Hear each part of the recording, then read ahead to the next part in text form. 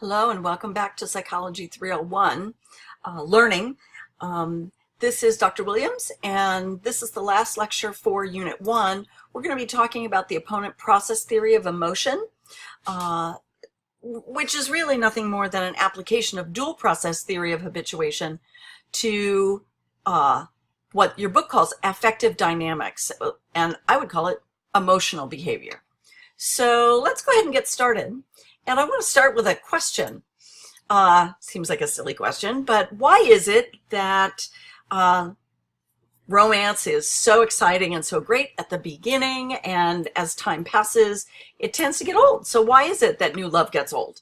The opponent process theory of affective dynamics was developed in an effort to use a dual process logic to explain changes in emotional behavior over time. So the opponent process theory can be traced back to the work of Hurwitz and Jameson in 1974, who proposed a neurological model of a general theory of opponent processing at the neurological level. And so their argument was that neurologically we function using the same kind of opponent processing that we see in the dual process theory of habituation. And in 1980, Richard Solomon, who's best known for the opponent process theory, developed a motivational theory based on these opponent processes, these competing, kind of a competing response theory. And basically what he said was that every process that has an affective balance followed by a secondary or opponent process is the way our emotional behavior works. With repeated exposures, the primary process becomes weaker because the competing response or the opponent process becomes strengthened. And the most important contribution here are his findings related to motivation and addictive behavior. So the opponent process theory in general can be viewed or considered as a homeostatic theory. We talked about physiological homeostasis and homeostasis in terms of responses related to the dual process theory, like habituation and sensitization. And the opponent process theory is also an homeostatic theory. And it attempts to explain how emotional responses become less extreme or less, maybe even become opposite in strength over repeated exposures as a function of habituation. And so it's designed to explain things like the 7-year itch. So the 7-year itch being you have a new romance, it's exciting, it's positive, it makes the whole world seem sunny and shiny, and there's all that adrenaline and everything is just great. But after a long period of time with that same person, things tend to go flat, and in fact, we're more likely to start finding pleasing emotional experiences outside of that relationship. So you get this sort of reduced emotionality over time. And so that's kind of what the opponent process theory is all about. It's even been used to address things like drug addiction.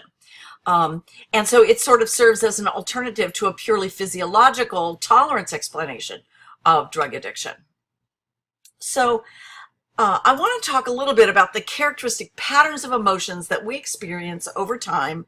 And so I have two ways of doing this. One is this slide, which provides a verbal description of what's happening. And then I have this diagram view that comes out of your textbook. And so what I'd like to do is I'd like to leave up this diagram version and talk to you from the slide that does the description. So what I want to show here is this is what's shown in your textbook, and I want to describe what it says here. So the first thing that you'll notice is that this diagram here at the top is described as the manifest affective response. In other words, this is the emotional response, emotional meaning affect, your the emotional response that we visually experience, that you see or that you personally feel. Okay, this is what we actually, the cumulative effect of the primary response and the opponent process. So here's what we basically see. So here's your A process going up in this direction. Here's your B process coming down in this direction. And so there's nothing happening. Here's your stimulus event, the thing that provokes your emotions. So your emotion, the stimulus that provokes that emotion appears, and what we experience is an A process reaction. So we get this big stimulus onset results in a strong emotional response to that, and it usually hits a peak, and then it kind of bottoms out a little bit and falls into what they call an adaptive phase, or a period of adaptation. So here we have the effect of the A process by itself. Here we have A minus the B, so I'll talk about that in a second. And it continues until the stimulus is gone. So the stimulus comes on, it stays on, and then it goes away. This could be the sounds and the smells of a dentist's office. These could be seeing your boyfriend's car outside in the parking lot until it disappears. But whatever that stimulus is, it provokes that emotion. You get a big peak followed by a plateau. And the reason for the peak followed by the plateau is described in this middle diagram. The middle diagram shows you that the A process, the response to this, the initial response to the stimulus comes on, and you get a big A process. Early in the experiences with this stimulus, your B process is not very strong. It's not immediate. It's sort of a gradual reactive response to that heightened emotional activity. And so you get this big A effect, which continues until the stimulus disappears. And slowly the B process kicks in. It's kind of like saying, hey, whoa, you're way up there. Come on down.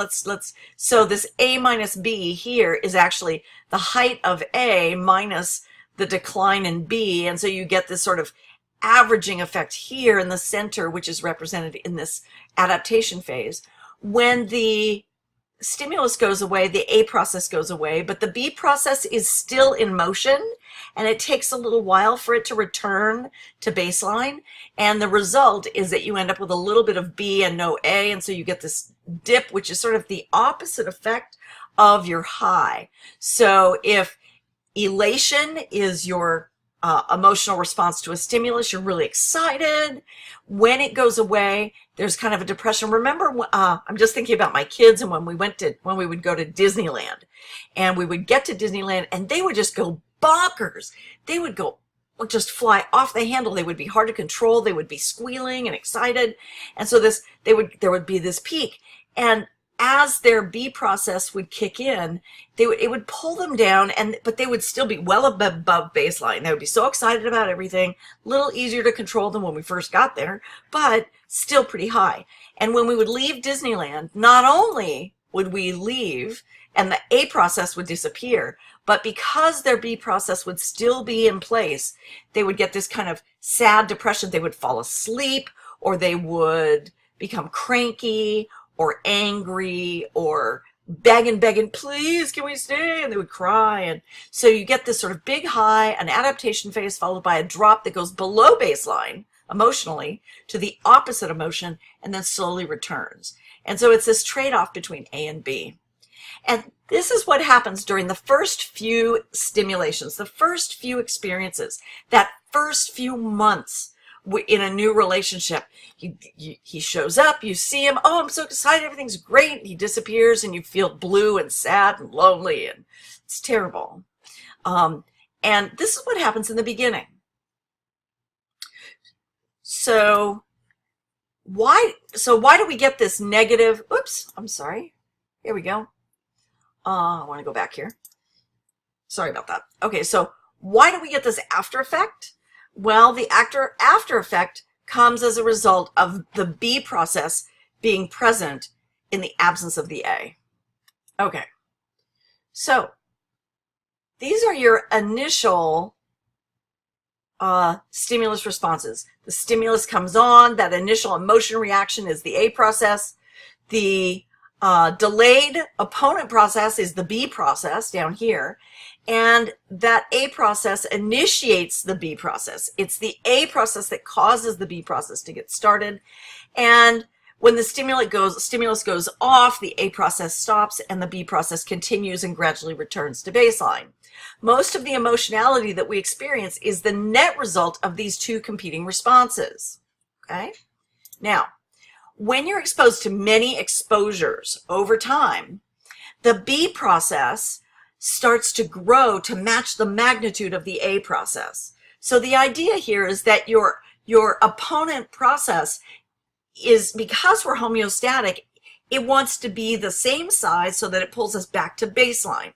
The goal of our physiology and of our psychology is to return to that baseline. So after many exposures, notice here I'm going to go right straight to the opponent process here. Here the stimulus comes on, the A process pops up. It's exactly the same as it was before, but now the B process kicks in immediately, and it's the same size as the A process. So what we get is, you might get a little blip at the beginning, the tiniest little blip right here, but then your baseline is pretty much, your adaptation phase is pretty much right on your baseline. There's not a lot of emotionality. However, when the A process goes away, the B process still needs to recover, and so you get a much bigger opponent process. And the effect is that our emotionality is only slightly increased, maintained at baseline, with a big depression afterward in terms of the after effect. Why the negative after effect? Well, when you remove the provoking stimulus, the A process stops, which leaves only that big, giant, whopping opponent process, the B process. So you end up with the opposite emotion of whatever the A process emotion is. So let me back up here. I want to talk about I'm going to give you an example. So relationships. Okay, so early in a relationship, say you're at school, you just met, gone out on a first date, maybe a blind date with this awesome person, and he's handsome and he's polite and he's fun and he's funny and all those things, and you really like him, and you end up very excited about this experience. So whenever you see him, or maybe his car in the parking lot, you get very excited. You're like, oh gosh, we've been having so much fun over the last couple of weeks. Oh, look, there's his car. And boom, you pop up, you get this big effect. After that big effect, your B process kicks in and it drops off, and you can't leave class, but you stay in class and you're very excited. Keep looking out at the parking lot, and his car is still there, and you're feeling really good, better than average, excited. Maybe I'll see him after class. Maybe we can go get a coffee. And as class comes to an end, you look out of the window and boom, the truck is gone. His car is gone, and that high, that excitement drops. Well, it doesn't just drop to baseline, to neutral. You get really depressed. You're like, oh, I missed him. Shoot, darn it, I was really hoping that I would see him. And so you have this emotion here is kind of that disappointment that is associated with that high emotionality. You get this kind of disappointment at the end, and that's what's responsible for that is the B process alone after the A process is gone. All right, now let's fast forward. You've been together for 3 years. And the same exact thing happens. You're going to class, you walk into class, you look out the window, and his truck is out there. And you go, oh, there's his truck. Now, what happens is you see his truck, you might get a little blip. You might go, hey, there's his truck. He knows I've got a lot of heavy things today. Maybe he can help me load them up in his truck to carry them home so I don't have to carry them in my backpack all this way. But your B process kicks in right away. So that little blip is followed by focusing on class and getting your work done. thinking, okay, he's going to help me with my stuff. He knows that I've got these heavy books. He's going to help. And you get to the end of class and you look out the window and his truck is gone. And the A process, which notice is still really big, but it's being countered by this enormous B process. So it feels flat. However, when the A process ends, when the truck is gone, this huge B process is left. And what happens?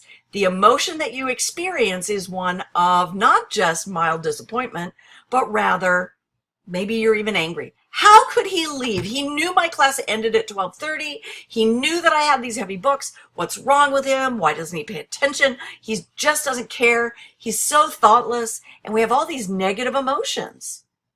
So this opponent process has one system for when the stimulus event is new and exciting, and using the same logic as the those competing response theory of the dual process theory is now used as an opponent process for emotions, and what we get is a much lower high, a long flat period, associated with the adaptation phase, which is now basically on baseline, followed by a huge opponent process or B process effect in terms of our emotionality.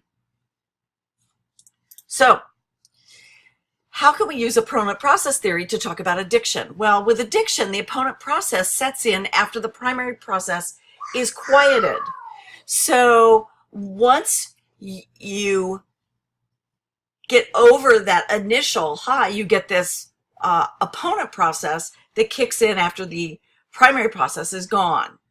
With repeated exposure, the primary process gets weaker while the opponent process gets stronger. And drug addiction is really the result of an emotional pairing of pleasure with the emotional symptoms associated with withdrawal. So you get a big high, but it's also followed by a fairly big drop. In the beginning, there's a lot of pleasure, a lot of positive emotions associated with drug use. And the levels of the emotional component of the withdrawal is fairly small in the beginning.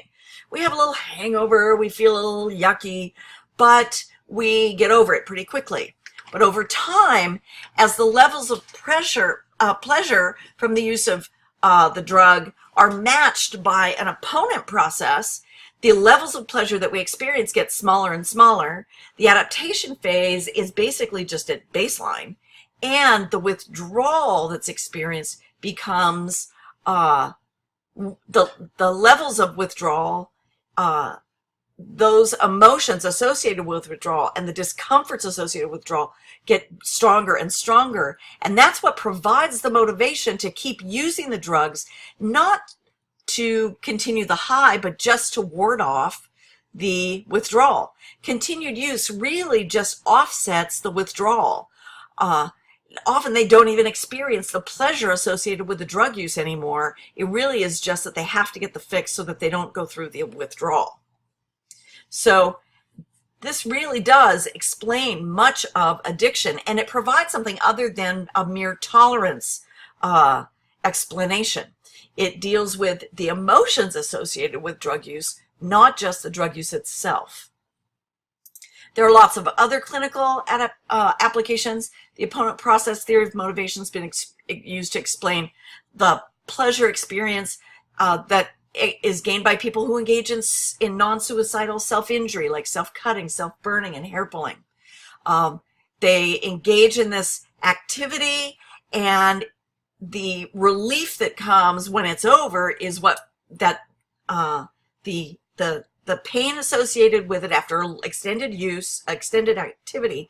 The pain is low. The adaptation phase is at baseline, but there's a huge release that comes with the after effect, and that's what keeps people doing this behavior. Self-harm, so it happens with people with depression. We see it in people with anxiety, with substance abuse, with eating disorder, with PTSD. Self-harm is also apparent in highly functioning individuals who have no other underlying clinical diagnosis. And it's best explained using an opponent process approach. There are other examples, people who engage in kind of wild, dangerous sporting activity. Those kind of edgy sportsmen who do things that are kind of a couple steps out beyond what the norm is. People who bungee jump or jump out of airplanes. Extreme sportsmen. Often the pleasure of engaging in the activity is initially is fear, but that fear gives way to a very minor high, followed by that huge B process, which is elation or relief. That feeling good about coming off the going off the jump, and what they're really working for is the B process emotion. They're terrified as they jump out, but then they get this big B process, which feels great. Solomon and Corbett analyzed emotions of skydivers, and they found that beginners have very high levels of fear, way higher than experienced skydivers, but they also have less pleasure at landing. And it takes many, many jumps before they actually begin to experience the pleasure of skydiving. So what happens after the 100th jump? Okay, so after habituation happens, the emotion, what's the emotion associated with their A process after they've habituated? Well, it's only a slight high, and it's followed by a calm, pleasure, peacefulness of falling, that whole process. And then the B process associated afterward, that opposite, remember it's an opposing process, it's an opposing emotion, turns out to be disappointment or depression or anger. You know, the guy jumps out of the plane and pulls on his chute and he floats to the bottom and he's like, oh, this is like boring. This has not been a very exciting jump. He lands on the ground and he's like, that was a big waste of money. Why did I even bother? This isn't fun. So what can you do to get the high back into your jump? How can you make it fun to jump again? Well, think back to habituation. How do you get your habituated response back? Well, you can take a break. You could rest, and that would work.